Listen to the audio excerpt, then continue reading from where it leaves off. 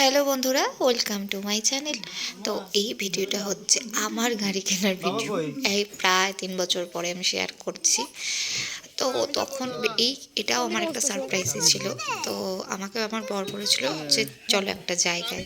তো সবাই মিলে বেরিয়েছিলাম। কিছুটা আমার একটা আন্দাজ ছিলই, কারণ ওর মুখটা দেখেই বুঝতে পারছো, হাসি হাসি হাসি, কারণ কয়েকদিন ধরেই এটা বলছিল। তারপরে ঠিক দেখি, যেহেতু দিদির সাথে ছিল ওই জন্য আরেকটু আমার আন্দাজটা বেশি ছিল।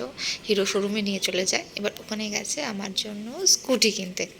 তো যাই হোক, প্রথমে আমরা যে স্কুটি কিনতে গিয়ে দেখো ও কিন্তু নিজের জন্য বাইক দেখছিল। তো এই বাইকটাও নেয় না অবশ্যই, কারণ বাইকটা আমারও একটুও পছন্দ ছিল না।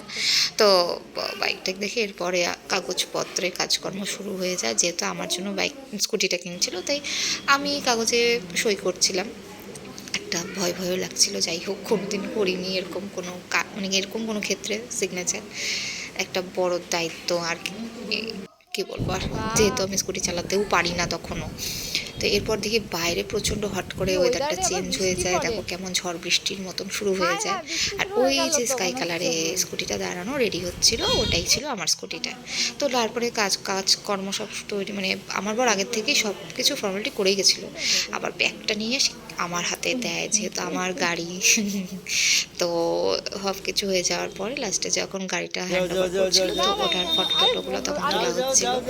তো আমার মেয়ে একদম পুচকি তখন, তো ও তো সেরকম কিছুই বুঝতে পারছিল না।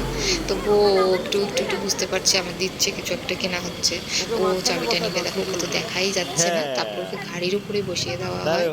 তো চাবিটা তারপরে দিয়ে দেয় আমাদেরকে।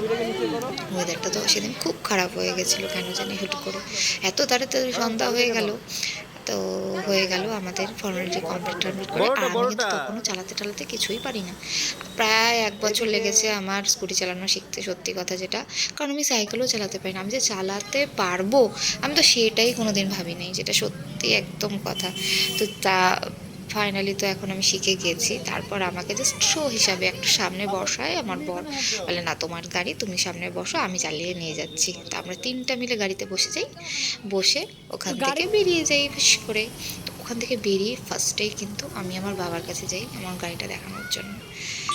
তো বাবা তো এখন আমার লাইফে নেই, ভিডিওটাতেই থেকে গেল বাবা। বাবা তো স্কুটিটা দেখে খুব অবাক হয়েছিল, বাবা খুশি হয়েছিল, তার সাথে সাথে বলেছিল যে আমার একটা টেনশন তুমি আমার মধ্যে ঢুকিয়ে দিলে, এরকম বলছিল।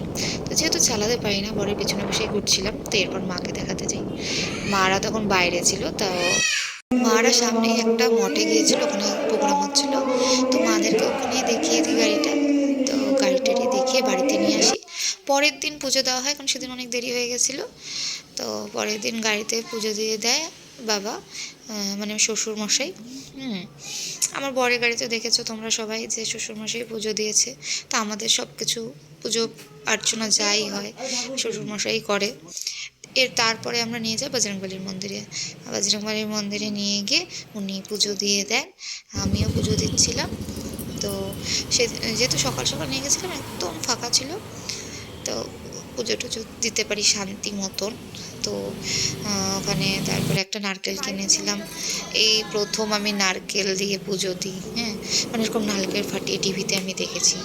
আমি তো ফাটাতে পারিনি, আমার বর ফাটিয়েছে। তো নারকেল ফাটিয়ে তারপরে পুজো দিই, নারকেলটা ভালোই হয়েছিল, মানে ছিল ভেতরটা। এরপর ঠাকুরমশাই পুরো পুজো টুজো দিয়ে দেয়, আর আরও কী কী জানি করে। তারপরে আমরা চলে আসি। এই ছিল আমার গাড়ির ভিডিও।